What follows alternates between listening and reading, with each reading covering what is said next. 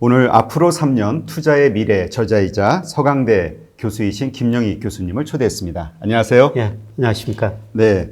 지금 세계 경제가 되게 이제 좀 이렇게 다시 반등을 하면서 좀 안정으로 가는 듯 하더니 또 미중 무역 전쟁이니 뭐니 해가지고 또 되게 시끄러워지는 것 같거든요. 그래서 또 어떤 변동성으로 또 이 투자자들을 불안하게 만들지 사람들이 참 밤에 미국 소식이 기다려지고 막 불안해가지고 이런 일들이 계속 이어진다고 그런 얘기를 하더라고요. 우선 올해 그 IMF가 얼마 전에 세계 경제 성장률이 마이너스 3%라고 전망했었어요. 근데 이게 어느 정도냐면은 1980년 이후로 IMF가 경제 성장률을 발표하는데요. 1980년 이후 지난 2009년 미국에서 글로벌 금융위기가 발생할 때 마이너스 0.1% 성장했거든요. 처음으로 마이너스 성장한 거죠. 그런데 올해 마이너스 3% 성장이라는 것은 2009년보다 훨씬 더 심각하다는 것입니다. 그리고 내년은 IMF가 회복된다고 그러는데요. 전제 조건이 여러 가지가 있어요. 팬데믹이 올 하반기부터는 진정될 것이다. 그 다음에 금융시장이 불안한데 하반기부터 안정될 것이다. 최근에 유가가 많이 떨어졌는데 내년은 한 6% 정도 오를 것이다. 만약 그 세 가지 조건이 충족이 안 된다면 내년에도 굉장히 어려워질 것이다. 그래서 전반적으로 코로나 사태가 어떻게 전개되느냐 그에 따라 달려져 있는데요. 그거는 지금 누구도 어떤 식으로 방향으로 갈 것인지 길을 잘 모르죠. 네, 그렇죠. 그런데 지금 요즘 며칠 사이 나오는 뉴스를 보면 이제 굴이라든가 원유 등의 가격이 이제 반등이 되면서 세계 경기에 대한 회복감 같은 게 좀 일어나고 있거든요. 근데 또 다른 편에서는 또 아직 실업률 14.7% 이런 거를 보면서 아직은 멀었다. 이런 의견이 서로 상존하고 있는데 교수님은 어떻게 보시나요? 아직 세계 경제가 본격적인 회복 국면 들어서려면 상당히 멀다. 저는 이렇게 보고 있는데요. 최근에 유가가 좀 오르긴 올랐어요. WTI 기준으로 한때 37달러 마이너스까지 떨어졌다가 지금 24달러, 5달러에서 움직이고 있는데요. 근데 그동안 유가가 너무 낮았기 때문에 좀 반등한 수준이라고 보고 있습니다. 예를 들어가지고 우리가 많이 수입하는 두바이 기준으로 보면 2000년 이후 평균 유가 62달러였거든요. 근데 지금 20달러대 초반이니까 과거 평균보다 워낙 낮죠. 그래서 유가가 너무 낮기 때문에 조금 반등한 것이다. 본격적으로 경기 회복을 반영한 거 아니다. 이렇게 볼 수가 있고요. 그 다음에 말씀하신 것, 실업률 보면은 정말 심각하죠. 미국 실업률이 지난 4월에 14.7%까지 올라왔고요. 고용을 보니까 4월 두 달 사이에, 그러니까 3, 4월 두 달 사이에 약 2,100만 명 정도가 일자리를 잃었어요. 이게 어느 정도냐면은 2008년 글로벌 금융위기 가감 재정정책 통화정책으로 약 일자리가 227만 개 정도 늘었거든요. 10년간에 걸쳐서. 그게 두 달 사이에 없어진 거죠. 근데 여기가 끝이 아니고요. 앞으로도 더 심각해질 거라는 겁니다. 그래서 이 실업률이 어디까지 올라갈 것이냐. 실업률은 물론 좀 후행 지표입니다. 근데 골드만삭스 같은 데는 올해 실업률 목표가 15% 상한이었는데요. 이번에 25%로 10%포인트는 올렸거든요. 그만큼 미국 고용이 어렵고, 다른 나라도 마찬가지입니다. 우리도 최근에 4월 고용 동향이 발표가 됐는데, 48만 명 일자리 잃었거든요. 2009년 글로벌 금융위기 후 처음인데요. 아마 5월, 6월 가면서는 좀 더 심각이 될 것 같습니다. 그렇군요. 지금 말씀하신 대로 1분기 실적 발표가 생각보다는 그렇게 나쁘지 않았다라는 것 때문에 주가가 이렇게 반등의 이유가 된다. 이런 얘기 하시는 분도 있거든요. 근데 실제는 2분기 실적이 나왔을 때가 정말 엄청난 상황이 벌어질 수 있다. 너무 안 좋을 것이다. 예상을 하고 있는데 사실 1분기 때도 그렇게 예상했지만 좀 벗어났잖아요. 2분기 때도 좀 그럴 가능성은 없을까요? 2분기까지는 주가가 좀 버틸 것 같습니다. 왜냐하면 전 세계가 전례 없이 가금한 재정정책, 통화정책을 펼치고 있거든요. 특히 미국이 3월 초순에서 지금 5월 6일까지 연방준비제도의 그 자산이 발표가 됐는데요. 우리 한 달 반 사이에 2조 4천억 달러가 늘어났거든요. 엄청난 돈을 풀고 있기 때문에 자산 가격이 지금 좀 올랐다 이렇게 볼 수가 있는데요. 그런데 본격적으로 오르는 건 아니고요. 하락 국면에서 약간 반등이다. 조금 강한 반등이다. 이렇게 보고 있습니다. 말씀하신 것처럼 저는 상반기에는 가계 충격이라고 보고 있어요. 지금 미국서도 2,100만 명이 일자리를 잃다 보니까 가게가 소비할 수가 없거든요. 네. 그래서 소비 충격인데 근데 가게가 소비를 안 하면은 결국 기업 이익들이 감소할 수밖에 없거든요. 기업 이익이 저는 2분기보다는 3분기 정도에 본격적으로 나타나리라고 보고 있어요. 3분기에 기업 이익 증가율이 확 낮아지고 뭐 기업 이익 증가율이 낮아지면 괜찮은데요. 저는 파산하는 기업들이 많이 나오리라고 보고 있거든요. 네, 그래서 지금 주가가 지금 유동성 때문에 올랐는데 하반기에는 상당한 충격이 올 것이다. 근데 제가 그 미국 주가에 대해서 따로 좀 말씀드리면요. 네. 예, 제가 미국 산업 생산, 소매 판매, 고용, 지금 고용 급감하고 산업 생산, 소매 판매 급감하거든요. S&P 500 기준으로 저는 산업 생산, 소매 판매, 고용 등에서 평가하면은 지금 80% 정도 가대평가됐어요. 80%요? 예.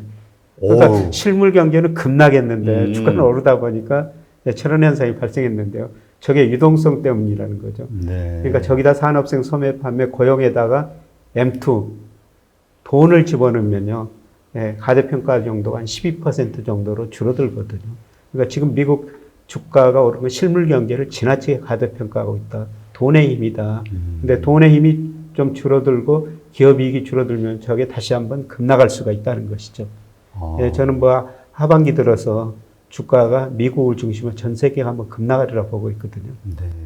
그러면 사실 그 이 코로나 사태가 벌어지기 이전에 작년에도 나스닥, 그러니까 미국 주식 시장이 한 30% 이상 오버슈팅 돼 있는 상황이다 말씀을 하셨었잖아요. 그것도 사실 되게 높기 때문에 그게 이제 조정을 받을 거라고 말씀하셨는데 80%면 엄청난 수치네요. 예, 그렇습니다. 그래서 제가 작년 뭐 하반기 이후로 미국 주가가 뭐 거의 30% 정도 가대평가됐다. 그래서 조정을 받을 수밖에 없는데 한번 조정을 받았었어요. 밑으로 떨어졌는데 또 유동성 때문에 저렇게 오른 거거든요. 근데 실물 경제가 뒤따라가면 되는데 실물 경제가 지금 뒤따라갈 가능성은 굉장히 낮아요. 그래서 지금 소비 충격이 왔는데 하반기에는 기업 충격이 오면서 뭐 골드만삭스가 실업률이 25%가 올라갈 것이다 그렇게 전망했는데 하반기에 기업 이익이 줄고 기업이 파산하면 고용을 더 줄일 수밖에 없죠. 그 충격이 한 번 더 남아 있다는 것입니다. 그렇군요. 그러면 그런 기대 갖고 있는 분들도 있잖아요. 뭐냐면 그 정부의 여러 가지 그 강력한 재정 정책에 힘입어서 그 V자 반등, 그러니까 그 뭐라 그러죠? 그 보복적 소비 뭐 이런 식의 표현들 있지 않습니까? 그 바로 그 상황이 좀 괜찮아지는 순간 엄청난 물량이 확 쏟아질 것이다. 소비가 뭐 그 경제 지표가 확 올라갈 것이다. 그 밀었던 소비가 되면서 코로나만 진정되면 소비가 V장 반등을 할 수가 있어요. 네. 근데 문제는 뭐냐면 미국 거 소비 구성을 보면은 소비할 때 우리가 내구재, 준내구재, 비내구재, 서비스 소비 이렇게 나누거든요. 네. 그런데 미국 소비 구성을 보면 내구재, 뭐 자동차, 가전제품 미국 가격가 한 10% 쓰고요. 그 다음에 비내구재가 20%, 서비스 소비가 70%예요. 그런데 이번 충격으로 아마 사람들이 과거하고는 생각이 달라졌을 겁니다. 여행 덜 다니고 음식점 과거보다 덜 가고요. 아직도 조심스럽게 활동할 거예요. 네, 그래서 코로나가 지나간다고 해도 상당히 지나가야지 그 충격이 완화될 때까지는 상당히 지나가야 되기 때문에 소비가 증가하더라도 뭐 별로 증가하지 않을 것 같고요. 그 다음에 그 미국 GDP에서 소비가 차지하는 비중이 70%예요. 네. 제가 저 그림은 저기 영선이 미국 경제의 성장 능력이라고 보시면 됩니다. 0이었을 때. 네. 아, 네, 0이었을 때 미국 경제 성장 능력만큼 성장한다. 그런데 지금 빨간 선은 미 의회가 추정하는 성장 능력이거든요. 네. 그런데 지금 올 2분기에 능력보다 마이너스 8% 정도 밑으로 성장한다는 겁니다. 아, 엄청나네요. 8%. 예. 미국 경제가 최근에 3번 위기를 겪었는데요. 2000년 초반에 IT 거품 붕괴가 됐었고, 그 다음에 2008년에 금융위기 발생했지 않습니까? 그때보다 훨씬 더 충격이 크고요. 문제는 올라가더라도 능력보다 3% 정도 밑으로 성장한다는 거죠. 네. 내년에 미국 경제 회복되더라도. 근데 아마 지금 저 미 의회가 추정하는 잠재 성장률이 너무 높은 것 같아요. 네, 그래서 제가 나름대로 HP라고 HP 필통이라 일반 통계 기법을 통해 한번 추정해 봤습니다만은 그거로 보면은 뭐 내년 하반기쯤 가가지고 능력만큼 성장하는데 근데 문제는 이번에 수요 충격뿐만 아니라 공급 측면까지 와가지고 아마 미국 잠재 성장률이 많이 떨어졌을 것 같습니다. 그래도 그 그 미국의 투자자들도 그렇고 한국 투자자들도 그렇고요. 믿는 구석이 하나 있더라고요. 예. 트럼프 대통령이 이 재선을 앞두고 예. 수단 방법을 가리지 않고 뭔가 주가 부양을 위한 어떠한 무엇이든 사용할 수 있을 것이다. 예. 이런 거에 대해서는 어떻게 생각하세요? 뭐 재선 얼마 안 남았으니까요. 네. 여러 가지 정책을 내놓을 텐데. 예, 그래서 요즘에는 그동안 파월 연준한테 금리 0%까지 내리라고 그랬거든요. 네. 근데 요즘에는 또 금리 마이너스까지 내려라. 그러게요. 진짜 마이너스 금리 얘기가 나오더라고요. 예. 지금 유럽 중앙은행이나 일본 중앙은행 기준금리가 마이너스거든요. 그래서 연준 뭐 하느냐. 유럽 중앙은행, 일본 중앙은행 마이너스인데 마이너스까지 내려라. 예. 그만큼 경제가 어렵다고 그러는데 근데 마이너스까지 내렸을 때 과연 주가가 오를 것인가. 예. 저는 그건 아니라고 보고 있습니다. 아까 말씀드린 것처럼 지금 기업 수익에 비해서 경제에 비해서 미국 주가가 너무나 가대평가됐거든요. 네. 예, 그래서 지금 유동성에 의해서 주가가 올랐는데 그 유동성 효과가 저는 거의 다 사라지고 있다고 보고 있습니다. 그래서 하반기로 갈수록 기업 수익 충격이 크기 때문에 트럼프가 주가 올리고 싶더라도 그렇게 올리기는 쉽지 않을 거라고 보고 있습니다. 그러니까 뭐 정말 안 좋은 기업 그 실적이 발표가 되면은 뭐 모든 투자 심리는 사라지게 되는 거니까요. 예. 그럼에도 어떤 인위적인 어떤 정책들 가지고 그 심리를 살릴 만한 방법은 수단은 없다라고 이제 보시는 건가요? 예, 그렇습니다. 미국 기업들 실적만 줄어들면 되는데 저는 정말 많은 기업이 이제 파산하리라고 보고 있습니다. 아, 파산. 하반기에는 파산한 기업들이 굉장히 많이 나올 거로 보고 있습니다. 그렇게 되면 트럼프가 지금까지 뭐 기업 지원, 가계 지원, 근데 지금까지도 정책 보면 정말 놀라울 정도로 가감한 거죠. 그렇죠. 올해 그 트럼프 행정부가 뭐 통화정책 써가지고 금리 0% 내리고 그 다음에 양적 완화 2조 4천억 달러 풀었다고 말씀을 드렸습니다만 그 재정정책도 기업 지원 얼마 전에 가게한테 1,300달러 줬지 않습니까? 네. 그런 규모가 2조 2천억 달러인데요. 올해 미국 예산이 4조 7천억 달러예요. 예산의 48%를 지금 퍼붓고 있는 겁니다. 그래도 지금 경제 지표가 이렇게 나쁜데 여기서 돈을 사실 더 쓰기는 쉽지 않을 겁니다. 그러면 이 기업 그 파산과 관련해서 말씀을 하셨으니까 이번에 연준에서 뭐 기업체까지 그 정크본드까지 이렇게 그 해주면서 살리려고 이제 노력을 한 거잖아요. 이제 관리를 했는데 그러한 것이 그래 오래 가지는 않는다고 보시는 건가요? 지금 그 지원 규모로는 훨씬 못 미친다는 거죠. 엄청나게 많은 기업들이 어려워지고 파산할 거라고 보는 거죠. 그래서 그 기업을 다 지원해 주려면 뭐 나라가 거들나야 되죠. 근데 그럴 만큼 재정 능력이 없다 이렇게 지금 보고 있는 것입니다. 그러면 제로 금리 혹은 그 마이너스 금리까지 간다고 했을 때 이 좀비 기업들이 이제 지출해야 되는 이자는 사실상 없어지는 거잖아요. 그럼에도 좀 버티기가 어려울까요? 매출이 줄어들고 그다음에 당장 지금 종업원 아마 월급줄도 없을 그런 현금이 그렇게 다 소진돼 버리니까요.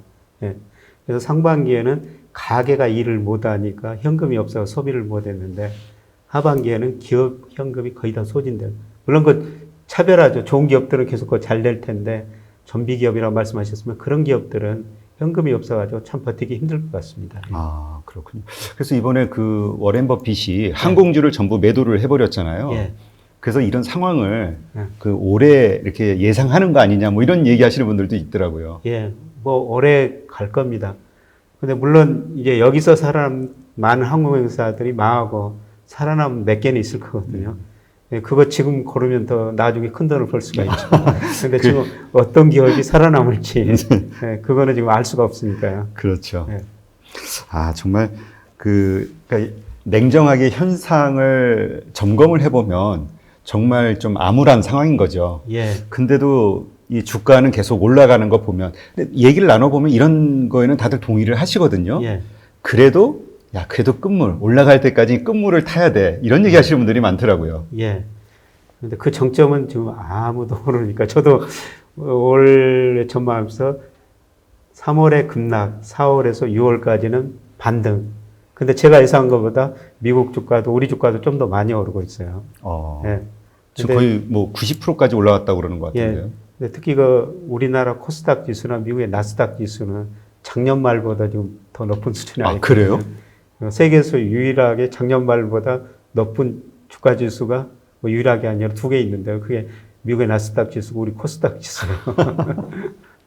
근데 그것들이 제가 보기에는 거의 조금 여력이 남아있으면 정점이 있는 것 같습니다. 아, 그러면 2분기 기업 발표, 그러니까 기업 실적 발표를 몇 월 달에 하는 거죠? 보통. 네. 그 미리서 뭐 발표한대요. 2분기 기업 실적이 뭐 6월 초부터 계속 이제 6월 초부터. 네, 발표하기 시작하죠. 그럼 이제 그때서부터 이제 뭔가 데미지가 누적이 되면서 한 가을 정도 돼서는 이제 상당한 그 저는 충격이. 뭐 7, 8월에 충격이 오리라고 7, 있어요. 8월 정도. 예. 네. 그러니까 현재 시점에서 우리가 그 추격 매수를 한다든가 이런 거는 좀 피해야 되겠네요. 예. 뭐 지금 우리나라 뭐 동학 개미 운동이라 네. 개인들이 정말 많이 주식을 사가지고 우리 주가 상당히 버텨줬는데요. 근데 지금은 뭐 조금씩 올라갈 때마다 비중을 좀 줄였다가 물론 그 시점을 누구도 잘 모르는데 저는 7, 8월에 한번 또 굉장히 좋은 매수 기회가 있을 거라고 보고 있거든요. 근데 어떻든 지금은 적극적으로 비중을 늘리는 시기는 아니다. 저는 그렇게 내다보고 있습니다. 네, 그렇군요.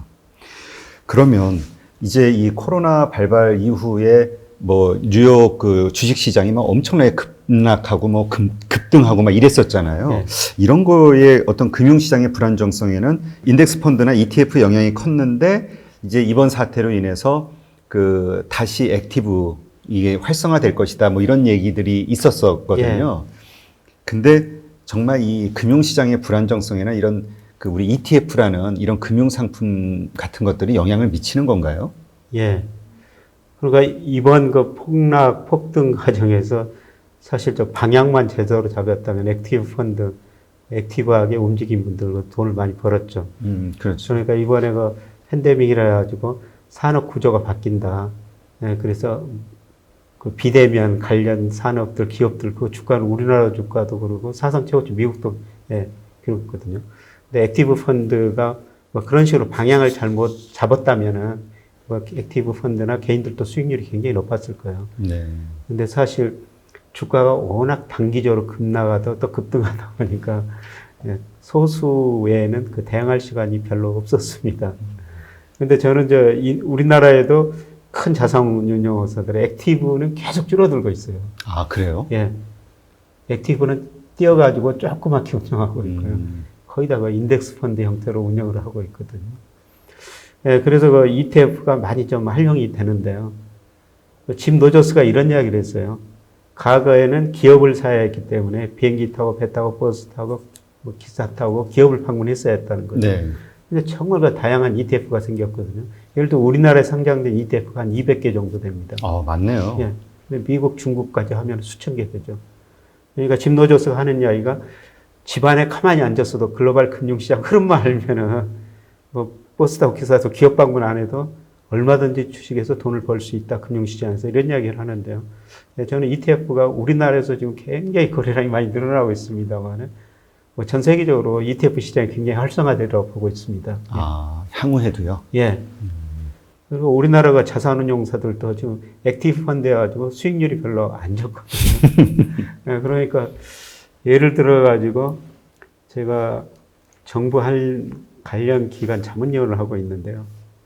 2011년 5월 달에 액티브 펀드 들었어요.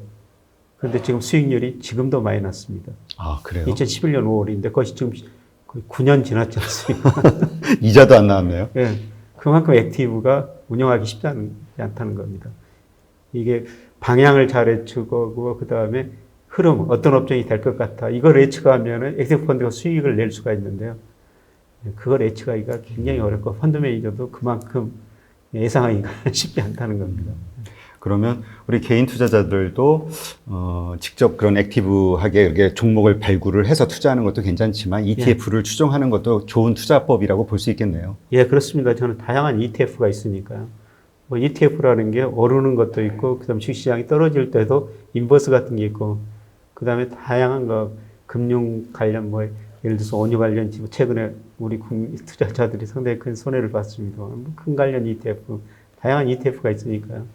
앞으로 ETF 시장이 저는 굉장히 활성화되리라고 보고 있습니다. 네, 그렇군요. 그러면 이번에는 그 미중 무역 전쟁과 관련해서 다시 좀 질문을 드리면 일단 1차 합의가 되면서 좀 이렇게 수면 아래로 이렇게 가라앉다가 지금 분위기가 되게 심각한 것 같아요. 무슨 그 공무원 연금 펀드인가요? 그거를 뭐 중국에는 중국 주식은 사지 말라 뭐 그런 것도 명령을 내리고 코로나 배상 문제도 나오고 지금 어떻게 흘러가고 있나요? 앞으로 역사가들이 코로나 이후 세계를 어떻게 평가할지 모르겠습니다만은, 저는 미중 신냉전이 시작되리라고 보고 있거든요. 아, 뭐 미중 무역 전쟁에 대해서는 그레이엄 앨리슨 교수가 쓴 애정된 전쟁 그 책 보면은 저는 그 시나리오대로 가고 있다 그렇게 보고 있는데요.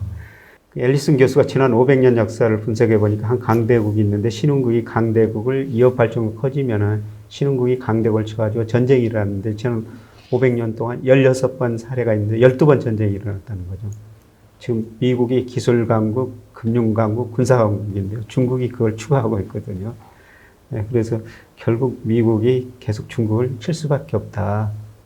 그 시나리오 보면은 서로 관세 부과하다가 그 다음에 중국이 지금 1조 1천억 달러 미 국채를 가지고 있거든요. 네. 그거를 팔고 미국 금융시장 혼란시키고 그 다음에 심지어는 뭐 중국이 미국 금융회사 사이버 공격을 해가지고 우리 그 대표님 돈 많으시죠? 대표님 돈이 미국 은행에 있다면 그 은행에 들어가서 계좌를 다 지워버린다는 거거든요. 그게 기술적으로 가능하다는 거죠.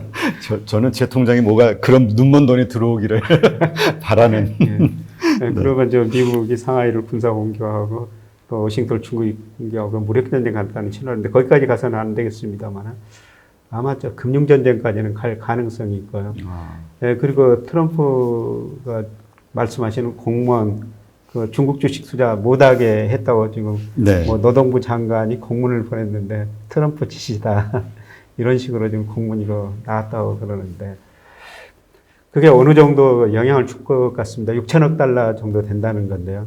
근데 그 기금이 아마 중국 주식 별로 투자는 안 할 것 같습니다. 그러니까 우리나라 펀드 매니저 국민연금 같은 도 해외 주식 탈 때는 그 MSCI 비중이 있거든요. MSCI. 네네. 그러니까 미국 비중이 높고 뭐 선진국 비중이 높지 중국 등 이머징 비중은 굉장히 낮거든요. 네. 별로 아직 투자는 안 했을 것 같고요. 근데 뭐 제가 금융시장에 굉장히 오래 근무하면서 그 돈의 흐름을 보니까 돈이라는 게 눈이 있습니다. 아, 그래요? 눈이 있기 때문에 아무리 규제해도 수익률 높다면 이동을 하거든요. 그러니까 트럼프가 뭐 공적 기금은 투자 못하게 하더라도 미국의 민간 자본들, 금융회사 자기 자본들, 뭐 민간 자본들은 그건 수익률조차 움직이거든요. 네. 수익률이 높다면은 중국적으로 저는 많이 들어가리라고 보고 있어요. 그리고 최근에 제가 중국 시장에서 좀 관심을 갖는 거는 중국이 금융시장을 굉장히 빨리 개방하고 있거든요. 저는 머지않아 외환시장도 개방하리라고 보고 있어요. 아, 그러세요? 예. 그래서 결국 중국의 수익률이 높다면 트럼프가 민간은 말길 수가 없거든요. 어떤 식으로 간접적으로 규제를 할 수가 있습니다만 돈이라는 게 반드시 수익률 높은 데로 이동합니다. 미국 시장보다 저는 중국 시장 수익률이 장기적으로도 앞으로 4, 5년은 높으리라고 보고 있거든요. 그래서 자금이 중국으로 가리라고 보고 있습니다. 그런데 그런 말씀 하시는 분들도 있더라고요. 예. 이게 뭐냐면 이제 국가 간의 문제는 경제의 논리만이 아니라 정치 논리가 상당히 좌우를 하기 때문에 예. 감정의 문제도 있고요. 예. 또 국민들 정서 예. 문제도 있고 그렇기 때문에 미국과 중국이 그렇게 쉽게 예. 이게 좀 이 현재 벌어지고 있는 그 갈등이 이게 마무리가 안 될 것이다. 예. 그래서 더 심각한 그 일들이 벌어지면서 더 큰 경제 위기가 올 것이다. 뭐 이런 얘기 하시는 분도 있거든요. 예. 그러니까 지금 트럼프, 시진핑이 서로를 지금 경계하지만은 중국 사람들, 미국 사람들도 지금 이번 팬데믹 코로나 사태로 서로 아마 상대방을 덜 신뢰하게 될 겁니다. 제가 코로나 발생하기 전에 작년 9월에 중국 갔는데요. 중국 가서 여러 전문가들을 만나보니까 중국의 20, 30대 젊은 사람들이 시진핑을 오히려 더 지원하고 있대요. 지지하고 있다는 겁니다. 미국하고 싸우니까 한번 싸워서 이겨봐라. 그리고 최근에 그 미국 국민들 여론조사하면 중국에 대한 혐오증이 계속 지금 올라가고 있거든요. 그래서 참 세계가 저는 걱정이에요.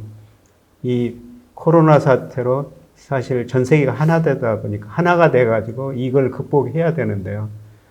미국, 중국 정부의 힘은 강하지만 국제기구 힘은 굉장히 약화되고 있거든요. 네. 누가 조정할 역할이 없어요. 그러니까 참 좀 세계가 좀 걱정이 되기는 됩니다. 그러면 그 1차 합의 네. 그 문에 보면은 이제 중국이 뭐 사기로 했던 구매 목록이라든가 금액이라든가 뭐 여러 가지 조건들이 있었잖아요. 그런데 이제 거기에 뭐 단서 조항이 하나 있었다. 뭐 이런 어떤 불가항력적인 어떤 그런 상황이 있을 예. 때는 뭐 이게 좀 예. 면제가 되는. 근데 이걸 코로나를 그 사항으로 원인으로 잡아서 이행을 안 하려고 하는 거 아니냐라는 얘기들도 예. 있는데 어떻게 보시나요? 그러니까 중국이 1차 협의 보면은 농산물을 미국 농산 한 2천억 달러 정도 사주기로 했거든요. 그런데 지금 그렇게 아마 안 사고 있을 겁니다. 그래서 데이터가 나오면은 또 미국이 너네 중국이 안 사갔지 않느냐. 중국은 코로나 때문에 어쩔 수 없는 일이 아니냐. 서로 탓하면서 아마 1차 무역 협의가 파기될 수도 있어요. 그리고 나와서 또 서로 탓하면서 금융 전쟁하고 있고. 지금 요새 그 언론에서 보면은 가장 큰 문제가 이거 아닙니까? 금융 전쟁.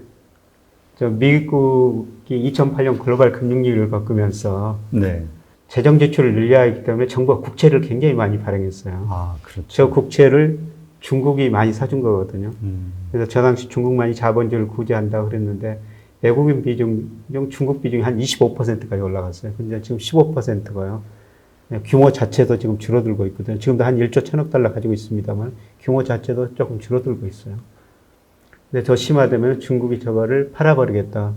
근데 미국은 중국이 팔기 전에 원금 이자를 동결시켜버리겠다. 아. 저게 이제 금융전쟁이죠. 아. 네, 저기까지 갈 가능성은 저는 충분히 있습니다. 아, 그런가요? 그게 하나의 저는 실현될 수 없는 그냥 이야기라고 생각했는데 예. 그 정도로 지금 그 심각하게 지금 가고 있는 거군요. 예, 저는 그 정도 가리라고 보고 있습니다. 그러니까 중국이 추구하는 게 금융강국이거든요. 위안화 국제화를 포함한 금융강국이에요. 그래서 이 그림은 제가 외국 잡지에서 인용한 그림인데요. 예, 중국이 그 달러라는 기축통화를 보면서 정말 부러워합니다. 네. 예, 중국이 보기에 미국 사람들이 100달러 지폐를 30센트 비용을 들여가지고 찍어낸다는 겁니다. 30센트 비용 들어가지고 100달러 지폐 찍어내가지고 그 돈 가지고 신발도 사고, 옷도 사고, 심지어는 무기 생산을 세계 경제 노릇을 하더라는 거죠. 그게 기축통화거든요. 네. 중국금도 중국 위안화를 기축통화를 한번 만들어 보는 거예요. 그 덩사오핑이 시장을 개방하면서 이런 이야기를 했습니다. 창문을 열면 신선한 공기가 많이 들어오지만 파리도 들어온다. 그렇죠. 우리가 어떤 행동을 했을 때 긍정적, 부정적 양면 효과가 있죠. 근데 긍정적 효과가 더 크다면 저걸 한번 해본 거죠. 바로 전에 보여드렸던 미 국채 중국 보유량이 조금씩 줄어드는데요. 저는 중국이 간을 한번 보고 있다고 생각하고 있습니다. 네. 중국이 미 국채 팔면요, 사실 전 세계 경제 전부 어렵고 미국, 중국 다 어려워져요. 네. 상대적으로 중국이 그게 미국의 기축통화, 달러는 기축통화 힘을 잃게 하고 자기네 통화 가치를 조금 더 힘있게 만든다고 판단하면 저는 저 짓을 할 수 있다고 지금 보고 있거든요. 아, 그런데 이 시나리오에 대해서 이런 얘기 하시는 분도 있더라고요. 하나는, 그 1조 1천억 달러, 이번에 그 미국 연준에서 달러 발행하는 거 보면 4조, 뭐 5조 예, 막 예. 이러니까, 예. 1조 1천억 달러, 그 달러 주면 되지. 예. 뭐 이렇게 생각하시는 분. 예. 그러니까 쉽게 미국 자체에서 그냥 매입할 수 있다 하는 의견. 그 다음에 하나는 일본이나 유럽 같은 서방에서 금방 사줄 수 있다. 이렇게 예. 두 가지 의견을 얘기하시더라고요. 지금 일본이 1조 2천억 달러 중국보다 좀 많이 가지고 있습니다. 근데 물론 중국이 1조 1천억 판다고 해도 지금 최근 미국 정부가 2조 4천억 달러 채권을 매입해 줬거든요. 네. 연준이 그걸 찍어가지고 사주면 되는데요. 그런데 문제는 중국이 팔게 된다, 판다 소문나면은 미 국채 수익률이 급등해가지고 국채 가격이 급락해요. 그러면 다른 투자자들이 가만히 있겠느냐는 거죠. 같이 따라서 팔 거라는 거죠. 네. 그거 전체 규모가 한 7조 달러 되거든요. 아, 미국 국채의 규모가요? 예, 외국인이 가지고 있는 규모가. 예. 아마 일본은 뭐 안 팔지도 모르겠습니다. 예, 그런데 러시아가 팔고, 그 다음에 돈의 흐름에 눈치가 빠른 영국도 팔고, 그렇게 된다면요. 아마 미국이 돈 찍어내가지고 그 국제를 사주기는 힘들 것 같습니다. 그렇군요. 그러면 그 중국에서 이제 금융시장 개방을 하고 있지만 가장 큰 핵심 문제가 그 자유 뭐라 그러죠? 외환 교환?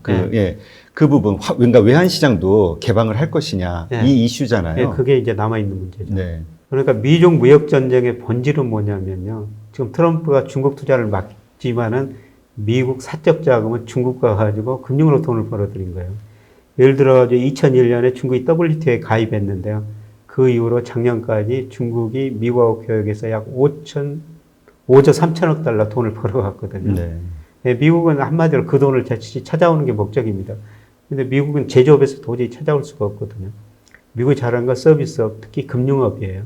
문호신 재무장관도 골드만삭스 출신이거든요. 누구보다 금융을 잘하는 사람입니다. 그래서 결국 그 중국 금융시장 개방을 통해 아주 그 돈을 금융에서 찾아오겠다. 뭐 이런 의도인데요. 근데 중국이 금융강국을 추구하고 있기 때문에 금융시장, 자본시장을 지금 빨리 개방하고 있어요. 예, 작년에 외국인들한테 은행을 다 개방했거든요. 아, 네. 예, 그리고 올해 생명보험회사, 펀드운용사, 자산운용사, 증권회사까지 다 개방했어요. 근데 원래 그 작년 말 계획은 중국이 올 12월 달쯤에 증권시장을 개방하겠다, 증권사를 개방하겠다. 근데 지난 4월에 다 개방해버렸습니다. 나머지는 지금 애한시장이거든요. 애한시장만 개방하면 저는 중국의 금융시장이 거의 다 개방했다고 생각하고 있습니다. 근데 중국이 결국 위안화 국제화를 포함한 금융강국을 추구하고 있기 때문에 시간의 문제지 지금 고정환율에 비슷한 변동환율제 그거를 저는 자유변동환율로 바꾸리라고 보고 있어요. 아, 네. 그때 아마 세계 경제, 글로벌 중국 경제 충격이 클 텐데요. 뭐 그리고 나면은 아마 미국 사람들이 중국 가가지고 유택의 자금들이 중국 가가지고 저는 큰 돈을 벌어들이라고 보고 있습니다. 네. 근데 벌어들인다는 게 예. 그들의 어떤 금융 뭐라 그러죠? 운용 능력이 뛰어나기 때문에 이제 이쪽은 좀 어리버리하고 예, 중국은 예. 그렇기 때문에 벌어들인다는 의미인가요? 그렇죠. 아. 네, 그러니까 97년 우리가 외국인들한테 그 금융시장, 자본시장 거의 다 개방해버렸거든요. 네. 네, 그때 외국인들 들어와가지고 우리한테 엄청난 돈을 벌어갔지 않습니까? 네, 중국은 지금 금융은 상당히 상대적으로 뒤져 있어요. 그게 경험이 있어야 되는 건데 금융은 상대적으로 뒤져 있거든요. 네. 근데 그런 거는 어떻게 생각하세요? 중국의 기업들 보면은 이제 뭐 국영 기업들도 그렇고 중국 공산당이 네. 지분의 막 60%, 70%씩 가지고 있는 경우가 많다고 하잖아요. 네. 그러니까 뭐 주가가 뭐 상당히 폭등을 한다 해도 물량을 좀 풀면은 떨어지고 뭐 이렇게 되니까 네. 과연 우리 자본주의 세계 사람들이 들어가서 돈을 과연 중국 공산당으로부터 가져올 수 있을까? 뭐 이런 회의를 갖는 분들이 있거든요. 근데 기업은 우리도 중국으로 많이 진출해 있고 그다음에 뭐 미국 다른 나라 기업도 중국에 진출해 있는데요. 기업은 투자해야 되겠지만 시설 빼오기는 굉장히 힘들어요. 네. 근데 주식시장은 그게 굉장히 저는 자유롭다고 생각하고 있거든요. 네. 주식시장까지 중국 정부가 굉장히 앞으로 커질 텐데, 근데 최근에 보면은 중국의 채권시장, 자본시장, 주식시장이 엄청 규모가 빨리 확대되고 있어요. 근데 중국의 세계 GDP에서 차지하는 비중은 지금 17%까지 올해 올라오고 있는데요. 근데 중국 주식시장이 세계에서 차지하는 비중은 한 7% 안팎이거든요. 근데 장기적으로 보면은 그 나라 GDP만큼 주식시장 비중도 올라갑니다. 그래서 그 시간이 남아 있을 거라고 보고 있고요. 주식시장에서는 상대적으로 자금 넣었다 다시 찾는 게 뭐 기업처럼 그렇게 저는 어렵지 않으리라고 지금 보고 있습니다. 네. 그러면 어쨌든 이 트럼프 대통령의 재선 때문이라도 중국하고는 계속 긴장 관계를 가져갈 수밖에 없는 상황이라고 이제 보시는 거잖아요. 예, 예. 근데 그렇다고 파국까지는 가지는 않지는 않을까요? 결국 그거는 서로에게 큰 해가 되는 거잖아요. 어느 예. 정도에서 딱 서로 물러나지 않을까요?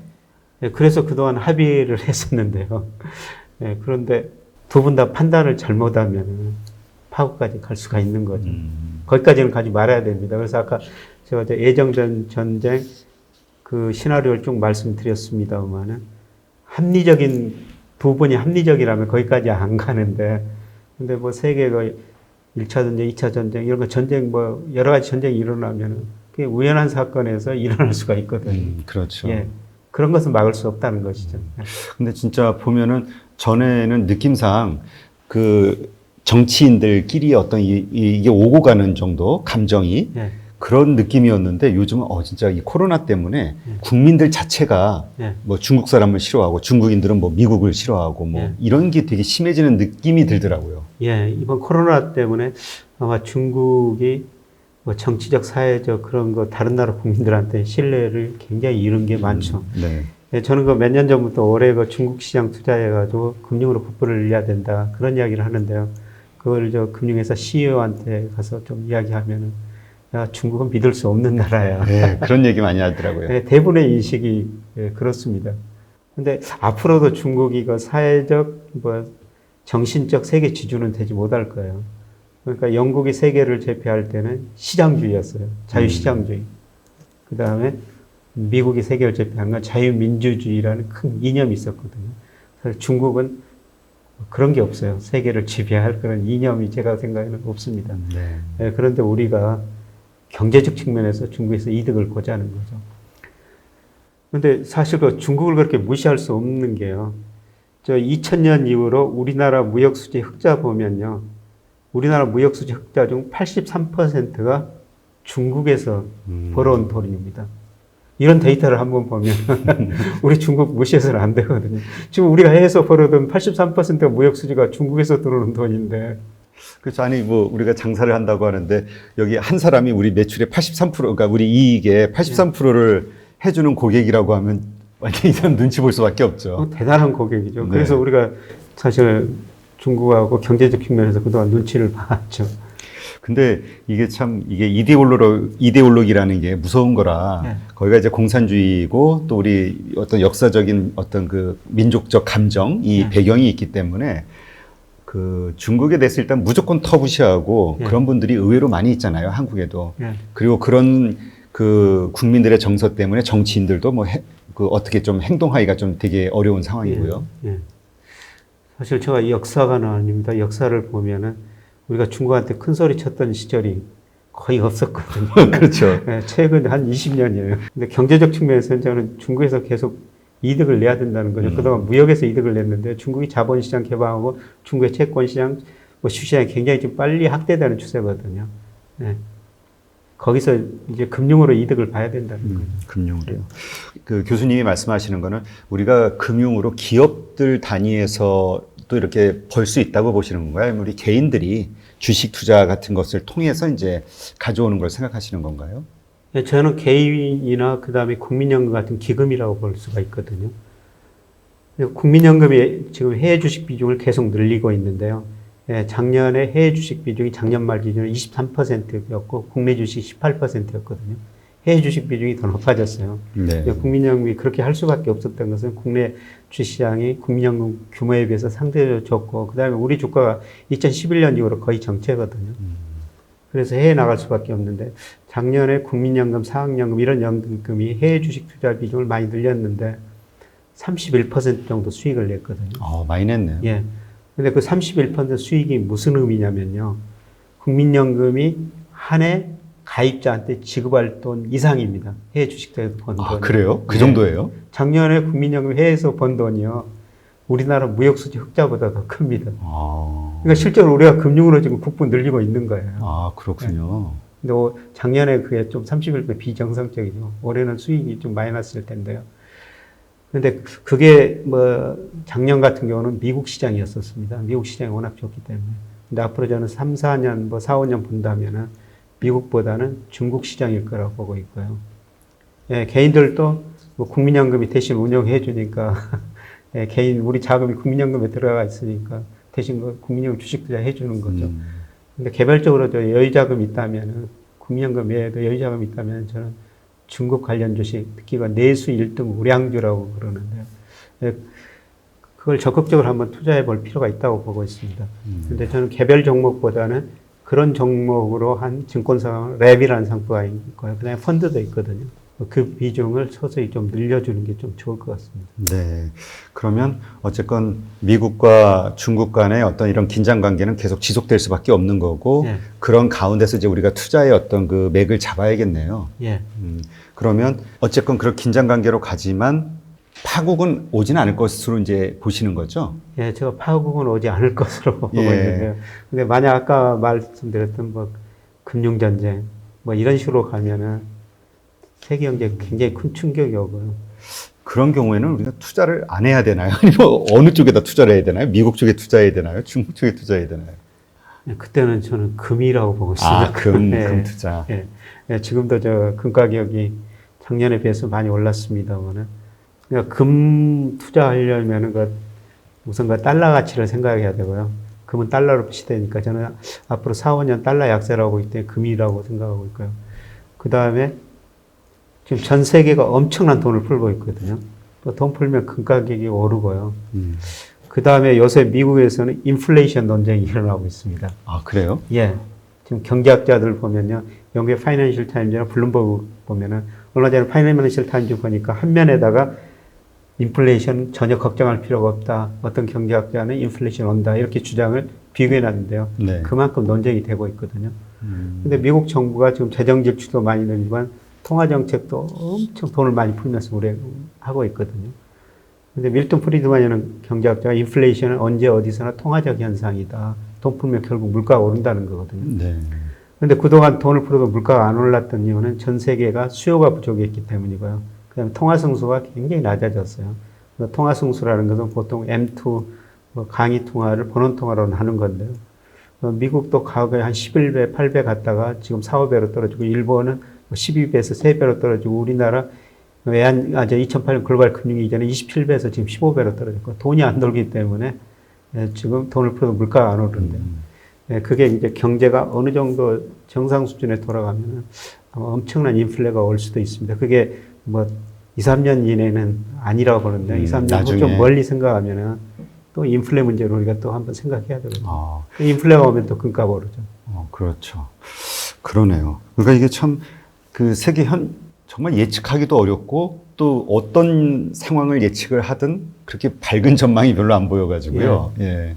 그러니까 우리가 이런 시기에는 포트폴리오를 여러 가지로 구성해 놔야 되죠. 자산 배분을. 네, 자산 배분을 잘 해놔야 되죠. 그래서 제가 말씀드린 금도 있고 혹시 모르는 미국 국채도 있고 주식도 있고 근데 저는 앞으로 제 금융자산 중에서는 중국 비중을 올 하반기부터 제일 좀 많이 저는 사실 작년까지는 올 연초까지는 금 비중이 높았어요. 네. 근데 올 하반기부터는 중국 비중을 좀 많이 늘리려고 생각 중입니다. 역시 그 교수님도 그 중국에 투자를 한다고 하면 ETF를 추종하시나요? 아니면은 액티브하게 저는 개별주를 선별하시나요? 개별주는 안 삽니다. 왜냐하면 개별주를 잘 모르고요. 왜냐하면 개별주는 리스크가 있거든요. 그래서 중국 ETF 아니면은 그냥 펀드, 랩 이런 상품을 이용하려고. 네, 그렇군요. 이번에는 그 중국의 그 기업 부채 문제. 사실 우리가 중국의 금융위기가 터지게 되는 그 트리거가 이거라고 생각했었잖아요. 기업 부채. 근데 이번 코로나 사태로 상황이 더 안 좋아진 거는 확실하고요. 정부의 지원은 물론 있지만 더 심각해졌을 거라고 보는데 이것으로 인한 중국 경제 위기의 가능성은 어떻게 볼까요? 이미 중국이 위기를 맞고 있는 거죠. 지금 현재 이미 위기는 시작됐다. 현재 이렇게 보시군요. 그래서 저 왼쪽 그래프 보시면요. 사실 빨간 선이 비금융 민간 부채라고 그려놨습니다. 비금융 민간이라는 건 가계하고 기업이에요. 가계 부채도 늘어났지만 기업 부채가 엄청 늘어났거든요. 제가 저것 때문에 근데 과거 역사를 보니까 부채가 단기간에 저렇게 늘어난 나라 반드시 구조조정을 거치고 넘어갔습니다. 그래서 중국이 그동안 구조조정, 기업은행 구조조정 거칠 수밖에 없다 이렇게 말씀을 계속 드렸는데요. 그런데 그 코로나가 그 구조조정을 조금 앞당긴 거죠. 지금 1, 4분기 중국 경제 성장률이 전년 동기 대비 마이너스 6.8%거든요. 뚝 떨어졌네요. 과거에 볼 수 없는 위기죠. 근데 그 GDP가 떨어지면 문제가 뭐냐면요. 각 경제 주체 부채가 늘어나 버려요. GDP 대비 부채니까. 이게 분자회가 부채가 들어가고 밑에 분모회가 GDP가 들어가지 않습니까? GDP가 감소하니까 부채가 지금 수준 유지하더라도 부채율은 빨리 올라가 버리죠. 그래서 아마 지금 나온 통계보다 중국 부채 비율이 훨씬 더 높고요. 저걸 한번 털고 넘어가야 됩니다.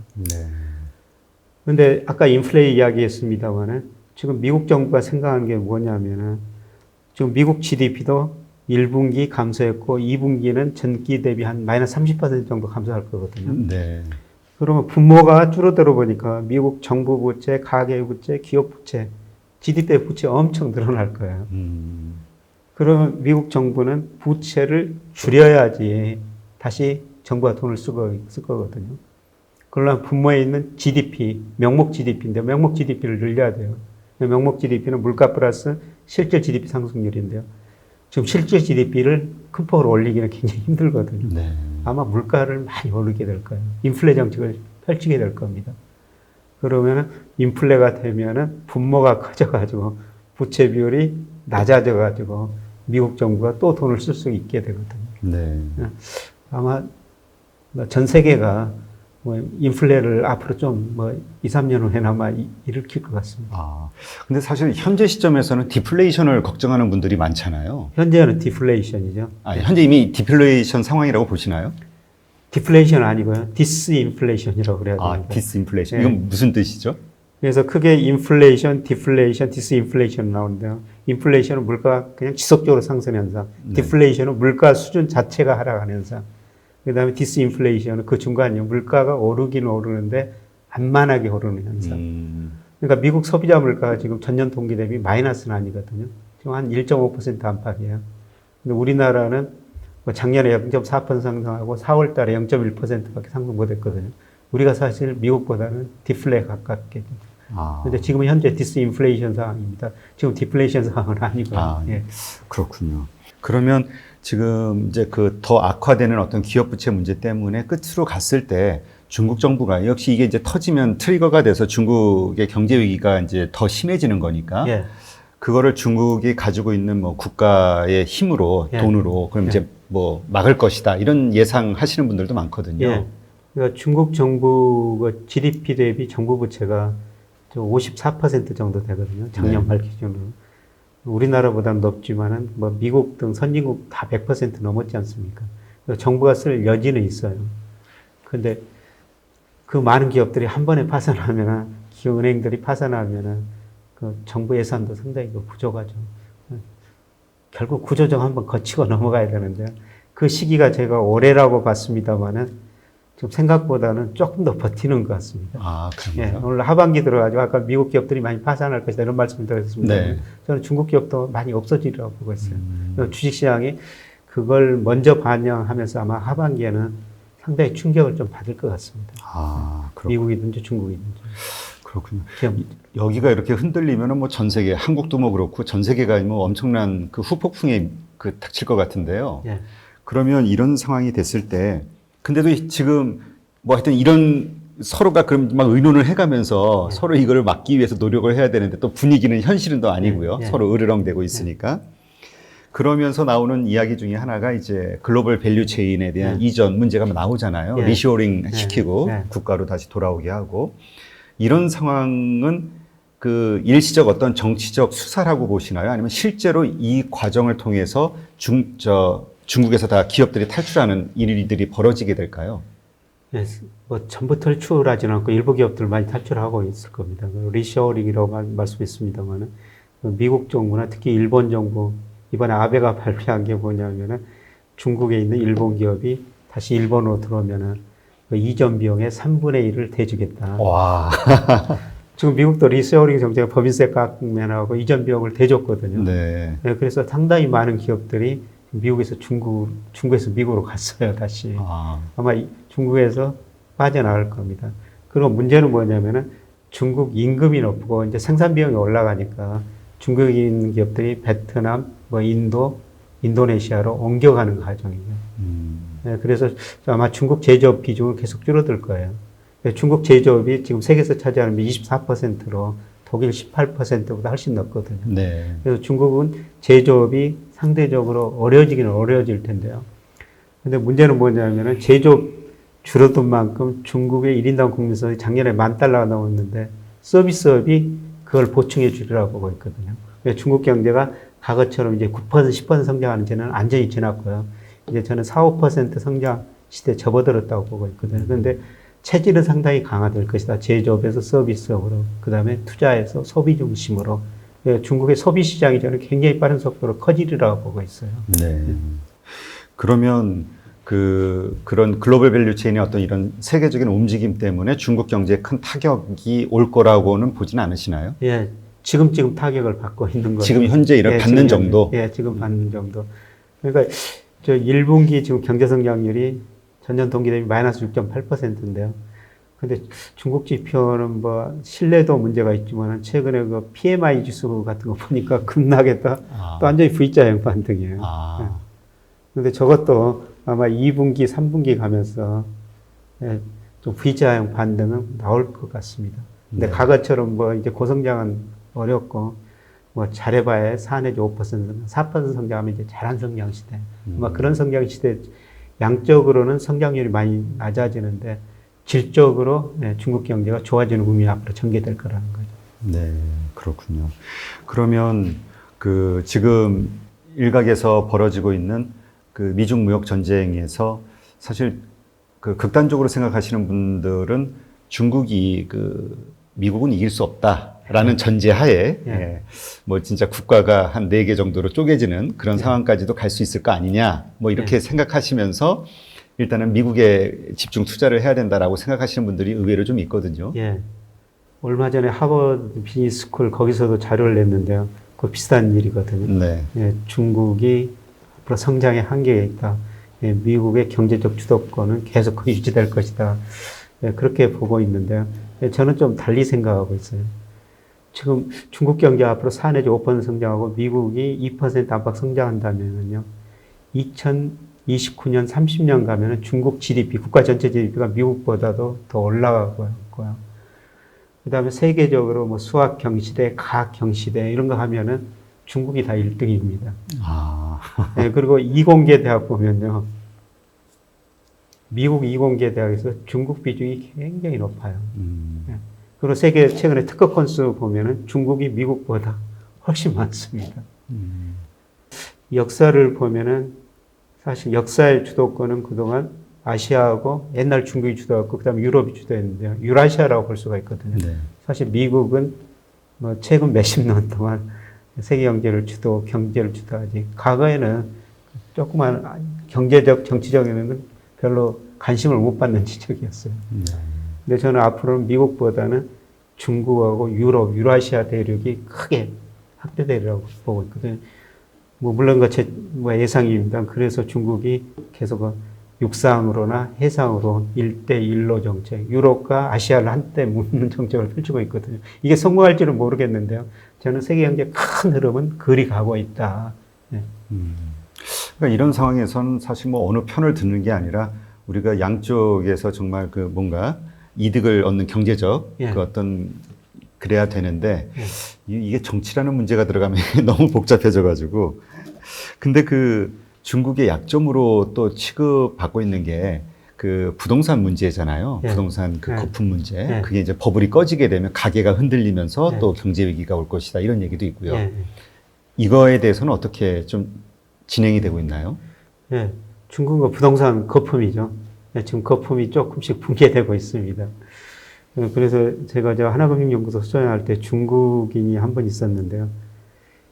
2006년에 중국에 있는 아파트를 한 3억 주고 우리 돈으로 샀다는 겁니다. 네. 근데 그 재작년 일이었었는데요. 그게 한 거의 20억 같아요. 엄청난 투자인데요, 그거? 예. 그래서 너무 올랐지 않느냐. 내 생각에는 팔아야 될 거 아니냐. 그랬더니 아니, 더 오른대요. 근데 지금 조금씩 붕괴되고 있는 거고요. 그 다음에 중국 아파트 빈대가 너무 많거든요. 네. 아마 부동산 구조조정 한번 해야 될 것 같습니다.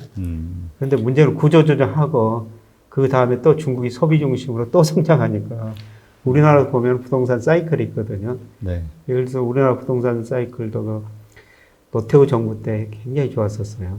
그때 주택 200만 원, 뭐 사회 간접자본 투자, 부동산 경기가 굉장히 좋았거든요. 그동안 오랫동안 조정받다가 또 뭐 최근에 이렇게 오른 거 그런 사이클이 있습니다. 근데 중국이 큰 사이클로 보면은 뭐 아직도 뭐 더 오를 여지는 있다고 보는데 근데 단기적으로는 한번 좀 많이 조정을 거쳐야 되죠. 아, 근데 그 지금 중국도 이번 뭐 코로나 사태로 그 실업률이 막 늘어나고 있잖아요. 예. 그 실업률이 늘어나다 보면은 그 결국 부동산 그 대출금을 못 갚는 사람들도 있을 거고, 그러니까 부동산의 문제가 더 심각해질 거고, 예. 그런 붕괴로 인해서 뭔가 그 정치, 그러니까 뭐라 그러죠? 그 정부의 예. 그 권위, 신뢰 이런 예. 것들이 떨어지면서 국민들의 불만들이 생기니까 예. 이런 게 이제 하나의 그 불안정 위험 요소가 아니냐라고 보는 분들도 있더라고요. 뭐 이제 그런 측면에서 보시는 분들은 네, 중국이 그 나눠진다. 네. 뭐 그렇게 이야기하고 있는데요. 근데 제가 보기에는 그거는 뭐 10년 이내에 발생한 일은 아니고요. 물론 경제가 나빠지면 중국 국민들에 대한 뭐 정부에 대한 신뢰도는 계속 떨어지고 불만도 많아질 겁니다. 근데 그게 이제 분열된 정도는 아니라는 것이죠. 뭐 시진핑이 계속 그 트럼프하고 계속 싸우면서 아까 제가 작년 9월에 가보니까 20, 30대는 시진핑을 더 지원하고 있더라. 아. 뭐 그런 분위기를 그래도 이제 경제가 나쁘고 많은 사람들이 이제 먹고 살기가 힘들면은 문제가 생기겠죠. 근데 그런 시기는 저는 10년 이내는 아니라고 보고 있습니다. 네. 하긴 그 사회주의의 특성이 좀 있겠죠. 이번에 사실 코로나 우한에서 발생했을 때 뭔가 이게 사회에 엄청난 불안이 돼서 이게 뭔가 큰 뭐 폭동 데모도 좀 일어나고 이럴 줄 알았는데 네. 너무 조용해가지고. 근데 이번 코로나 사태를 보면요. 과연 개인의 자유를 어느 정도까지 허용해 줄 것인가. 네. 지금 코로나로 제일 심각한 데가 미국이고 유럽 국가들이거든요. 네. 그래서 이런 거 보면은 과연 이번 코로나 사태로 자본주의하고 사회주의 그 중간 어느 시점이 앞으로 세계가 나갈 점이 아닌가 그런 생각도 듭니다. 네, 그렇군요. 네, 그래서 하여튼 그 중국에 대한 그 여러 가지 어려워지는 상황은 있으나 어쨌든 중국에 대한 투자 뷰는 뭐 계속 같으신 거고요. 네, 중국이 양적에서 질적 성장으로 가면서 체질이 개선되고 금융시장 개방하고 제가 금융시장이 그동안 중국 실물 연계로 중심 성장했는데 이제 금융 중심으로 성장할 거라는 겁니다. 네, 알겠습니다. 그 한국의 지금 투자 상황을 보면은 개인 투자자들이 뭐 요새 뭐 원유 ETN인가요? 뭐 그거에다 원유 ETF에다가 뭐 인버스 투자 이런 쪽에 막 몰리면서 뭐 하락에 뭐 베팅을 했다고 하는데 지금 이제 주가는 계속 올라왔거든요. 네. 그 영상 댓글에도 그런 분이 있더라고요. 네. 저 인버스에 몰빵한 투자자인데 현재 마이너스 얼마입니다. 뭐 이러면서 계속 댓글을 다는 그런 분도 있더라고요. 지금 현재 상황을 어떻게 보시나요? 저는 인버스 투자자들이 뭐 상반기 7, 8월에 저는 주가 한번 급나가리라고 보기 때문에 한번 이익을 낼 수 있다고 보고 있습니다. 근데 한쪽에다 너무 늘 집중하면 안 되고요. 근데 제가 뭐 하반기 들어와서 주가 조정을 보이라고 본 거는 앞서 말씀드렸습니다. 미국, 중국 주가가 기업 충격이 와가지고 한번 떨어질 것이다. 뭐 미국, 중국 주가가 떨어지면 우리 주가도 떨어질 그렇죠. 수밖에 없죠.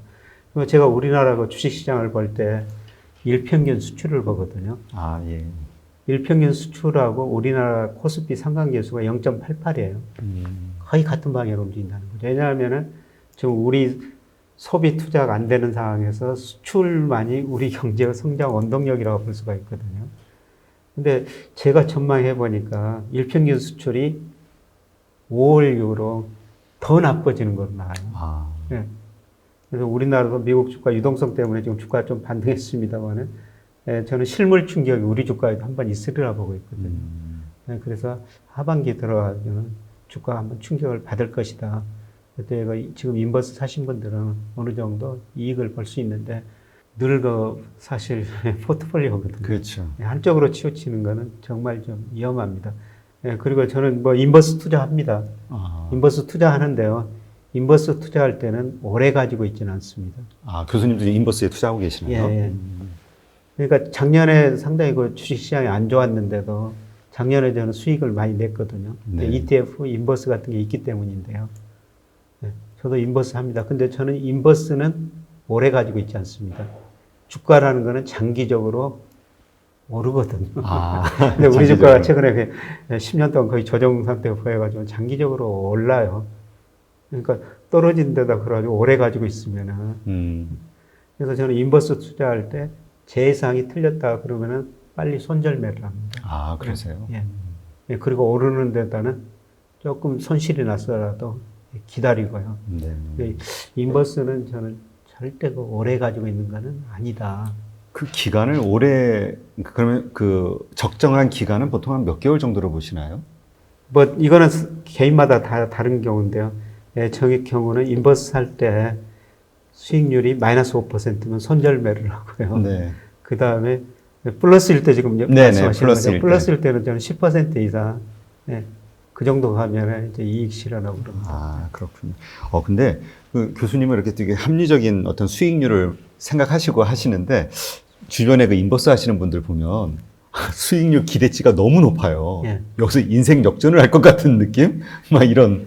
그러니까 막 몰빵을 하고 투기를 하고 막 이러더라고요. 그래서 저는 우리 경제가 구조적으로 저성장, 저물가, 저금리 시대에 접어들었거든요. 우리 잠재 성장률이 조만간 2% 이하로 떨어질 거예요.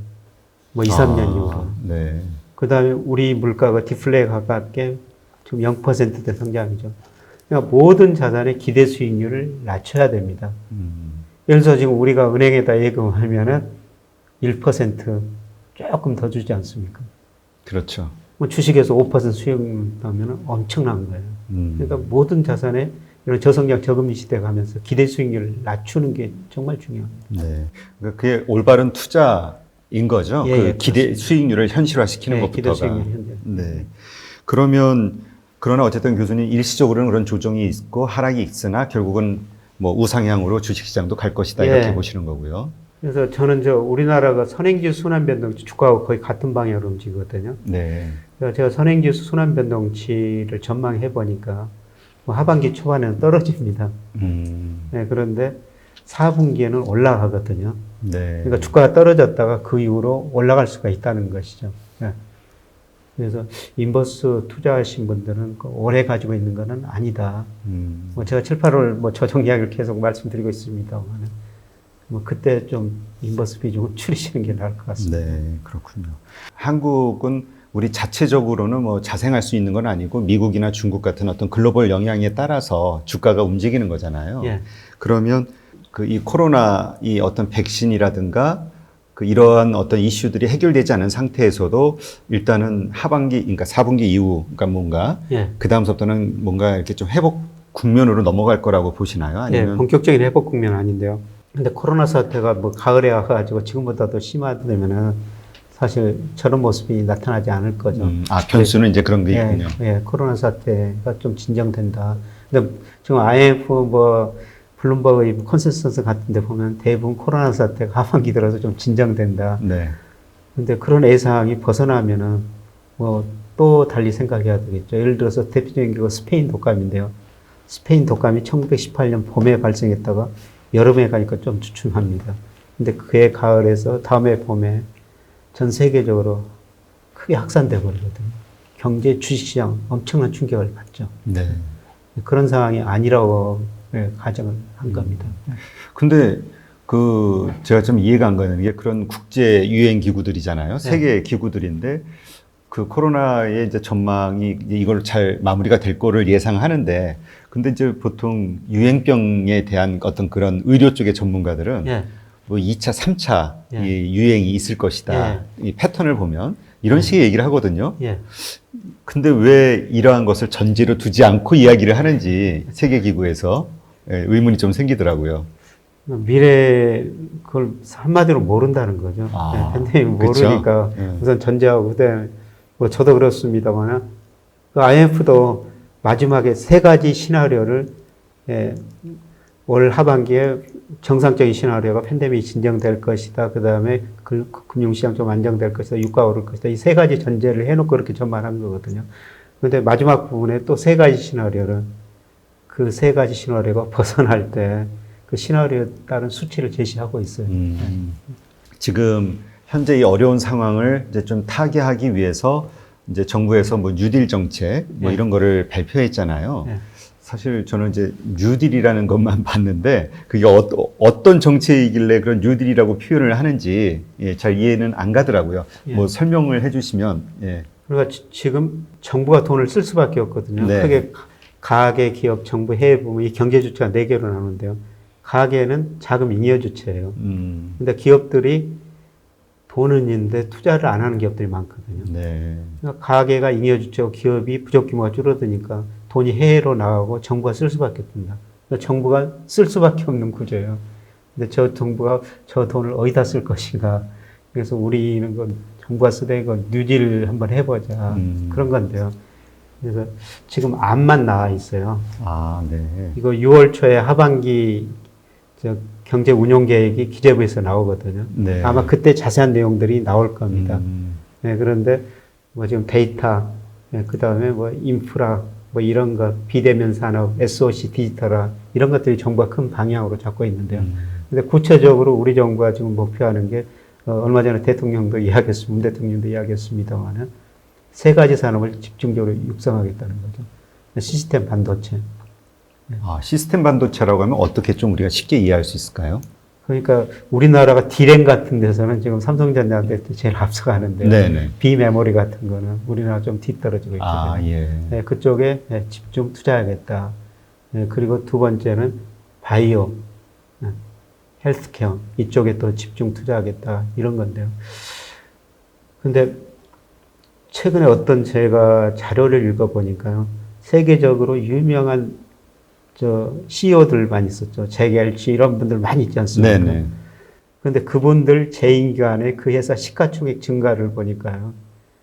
제일 큰 게 이건희 회장 때 삼성전자예요. 아, 그래요? 제일 삼성전자 시가총액이 커졌더라. 이건희 회장 재임 시절에. 근데 저는 그런 게 우리나라에서 바이오에서 나올 수 있다고 보고 있어요. 아, 네. 예.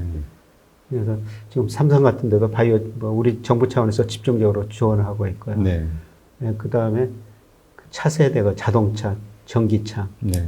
근데 유럽 같은 데는 조만간 휘발유를 쓰는 자동차 사용 못하게 하고 있거든요. 그래서 아마 이번 코로나 위기도 우리가 너무나 그런 하석 연료를 많이 써가지고 발생한 데 원인이 있다 그렇게 전문가도 있는데요. 뭐 그 세 가지 산업 우리는 정부가 선정했는데 뭐 그 세 가지 성장 산업은 전 세계적일 뿐만 아니라 앞으로 성장 산업이고 우리가 가야 할 산업이라고 보고 있습니다. 아, 근데 이번에 진짜 이 코로나19 때문에 한국이 수혜를 받은 게 글로벌적으로 정말 수조 원을 쓴 그 광고 효과, 그 바이오에 대한, 바이오 헬스케어에 대한 그 브랜딩 효과를 얻었다, 뭐 이런 얘기 하시더라고요. 예, 그렇습니다. 세계적으로 다 한국을 달리보게 됐죠. 네. 우리나라가 뭐 국가가 국채를 애평채 같은 거 발행하는데 최근에 그 프리미엄이 일본보다도 한번 낮아진 적이 있었어요. 아, 그랬어요? 예. 아. 네, 그만큼 우리나라가 이번으로 해가지고 전 세계적인 신뢰를 다시 한번 얻게 된 거죠. 그러니까 이번 기회에 정말 바이오 헬스케어 이쪽 산업을 확 키우는 게, 그 이제 차세대 먹거리 산업에 대한 고민을 많이 했었잖아요, 사실은. 여기서 방법을 찾으면 되겠네요. 네, 그러니까 삼성전자 같은 기업들 지금 현금성 자산이 엄청 많거든요. 네. 아마 그쪽에 집중 투자할 것 같고요. 그 다음에 지금 오늘 좀 신문 보니까 네. 삼성전자 부회장, 현대차 부회장 두 사람이 만나가지고 차사대 전기차 재료, 배터리 같은 거 한번 나눴다고 그런 보도들이 많이 나왔는데. 아, 서로 협력해서요? 예, 서로. 삼성하고 현대차. 예, 우리나라 2차 전지는 제일 잘 만들거든요. 삼성, SDI, LG와. 예, 그런 것들이 서로 협력해가지고. 요새 자동차 보면은 LG도 만들어낼 수고 아마 삼성전자도 만들어낼 겁니다. 거의 다 전기화되고 있지 않습니까? 네, 부품이 이제 뭐 싹 필요 없다니까. 네, 필요 없습니다. 그래서 그런 협력을 보고 그게 잘하면 우리가 또 세계적인 경쟁력을 갖출 수가 있겠구나 그런 생각이 들었었습니다. 진짜 우리 작년 하반기인가요? 작년 중반만 해도 테슬라 뭐 망하는 거 아니냐 뭐 이런 얘기하다가 주가도 막 폭등을 하고 물건 뭐 차도 잘 팔리고요. 그런 미래 산업에 대한 투자가 이제 적극적으로 일어나야 되는데요. 이제 결국 한국 자산 시장을 보면은 이번에 이제 그 부의 재이동이라는 뭐 표현도 있었고요. 그 동학 그 주식 운동 뭐 그런 것들을 보면서 이제까지 한국 사람들이 가지고 있었던 그 자산과 관련해서는 이제 부동산이었잖아요. 근데 이런 것들이 이제 이 저금리 시대에는 그 저성장 시대에는 이제 금융 쪽으로 투자로 바뀌어야 된다라고 이제 강력히 얘기하시는 분들이 있더라고요. 근데 교수님도 사실 같은 의견이시잖아요. 작년에 우리나라가 가계 자산 비중 보면요. 부동산 비중이 68%입니다. 제가 보기에 부동산 비중이 너무 높습니다. 그리고 50대 후반, 60대 이분들은 부동산 비중이 80%가 넘어요. 저는 갈수록 부동산은 유동성이 떨어지는 자산이라고 보고 있습니다.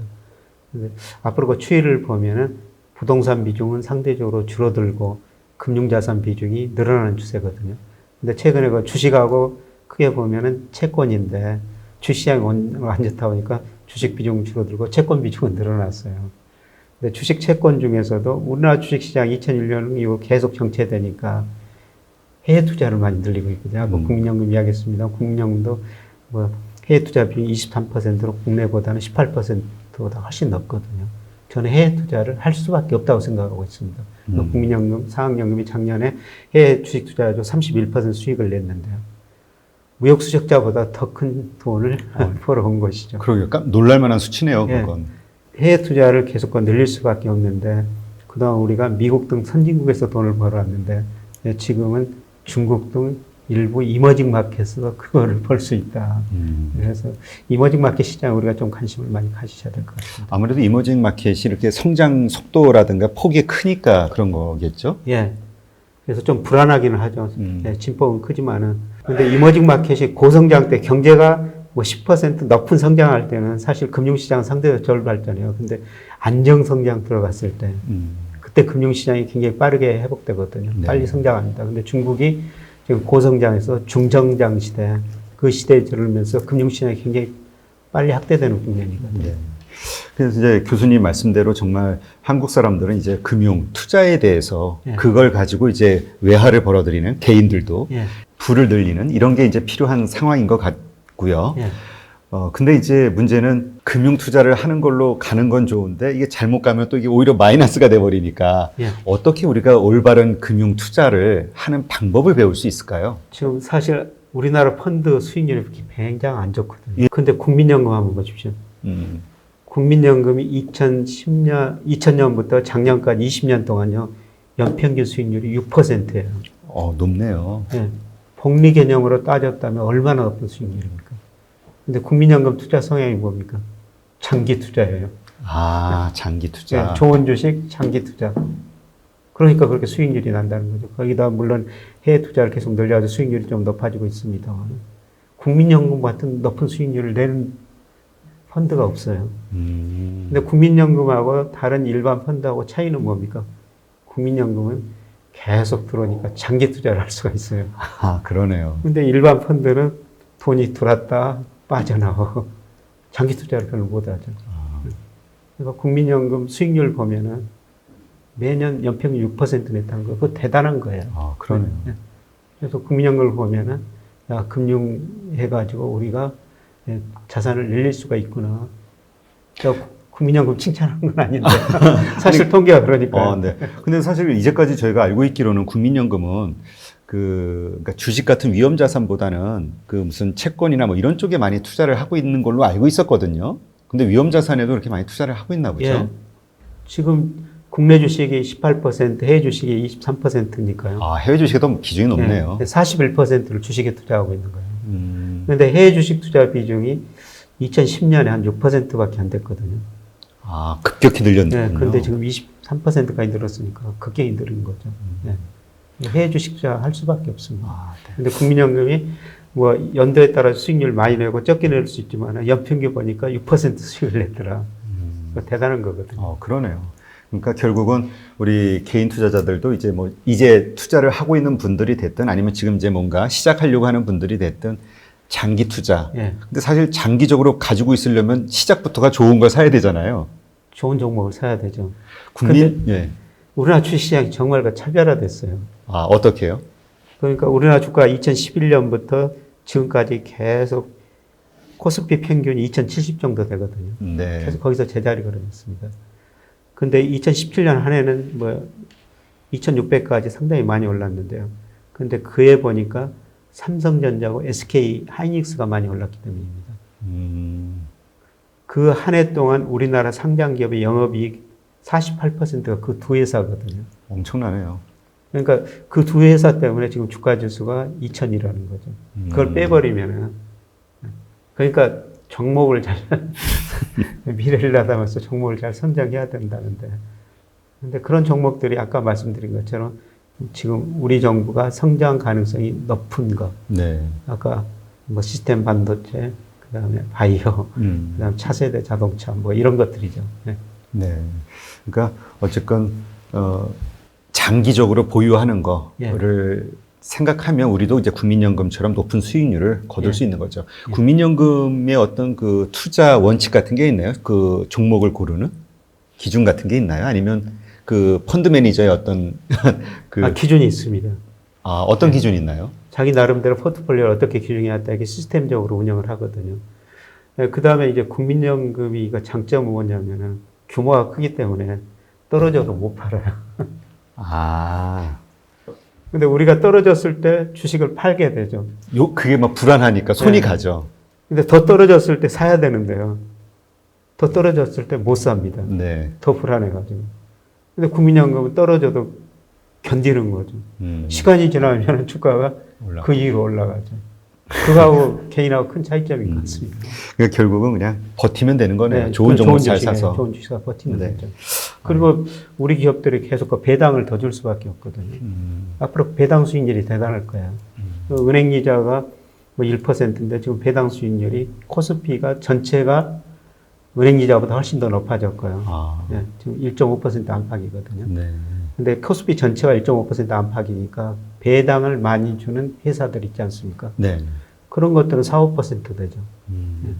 그러니까 장기적으로 복리의 힘을 믿고 예. 예, 이런 식으로 투자를 하는 걸 전제로 이제 공부를 하고 예. 투자를 실제로 하면 분명히 이제 자산이 크게 늘어나는데 예. 그 우리 뭐 테마주 같은 이런 거에만 몰리면은 이제 그렇게 되겠죠. 그래서 최근에 여기서 동학개미운동 그러니까 뭐 제 친구 자녀분들이 저한테 전화가 많이 오거든요. 네. 친구들이 전화해가지고 야 아들놈 딸놈이 아들 딸들이 이거 주식 투자한다 한다. 그래서 친구가 그쪽에 있단다. 그래서 한번 물어보라 해서 전화 좀 받아주라. 그래가지고 받는데요. 전혀 공부를 안 한 상태에서 예, 투자 시작하거든요. 그래서 저는 3개월 동안 이런 예, 방송도 보고 공부 좀 하고 시작해라. 최소한 재무제표는 볼 수 있어야 된다. 네. 재무제표 공부 미리서 해라. 근데 문제는 이제 우리 학교에서 금융교육을 너무 덜 시키고 있어요. 네, 맞습니다. 네. 오늘 또 한 지방 단체 지금 강의하고 올라왔습니다만은 그 단체장이 제가 주식 좀 이야기했더니 자기는 굉장히 어렸을 때부터 주식은 투기적인 것이다. 주식은 나쁜 것이다. 주식에 접근을 못했다는 겁니다. 네, 그런 식으로 교육에 좀 문제가 있는 것 같아요. 아니 그럼 좀 이렇게 연세에 많으신 경제학자 분들도 나는 주식 안 해 이런 얘기 하시는 분들이 맞습니다. 의외로 있더라고요. 네, 맞습니다. 나는 안전하게 원금 보장되는. 예, 예. 네. 그래서 근데 이제 지금 현재 이 패러다임하고는 이게 지금 많이 달라진 거죠. 예. 지금 현재 상황에서는. 예. 구조적으로 우리가 저금리 시대로 접어든 만큼요. 포트폴리오 여러 가지로 구성을 할 수밖에 없어요. 네. 하여튼 그 교수님을 통해서도 그렇고 정말 우리가 이 금융 투자와 관련해서 그 자신의 어떤 개인 역량 이런 것들을 공부를 하면서 이렇게 늘려나가는 게 사실 우리 나라의 힘이 커지는 게 아닌가라는 생각도 얼핏 들더라고요. 예, 맞습니다. 그래서 교수님이 하시는 역할이 정말 크시다는 말씀을 좀 드리고. 그냥 네, 오늘도 이렇게 또 현 그 경제 상황을 다각도로 이제 다루어 보면서 좀 더 현실 인식을 제대로 할 수 있었고요. 또 다른 인사이트 같은 것들도 얻을 수 있는 아주 유익한 시간이었습니다. 정말 감사합니다. 네, 고맙습니다. 네.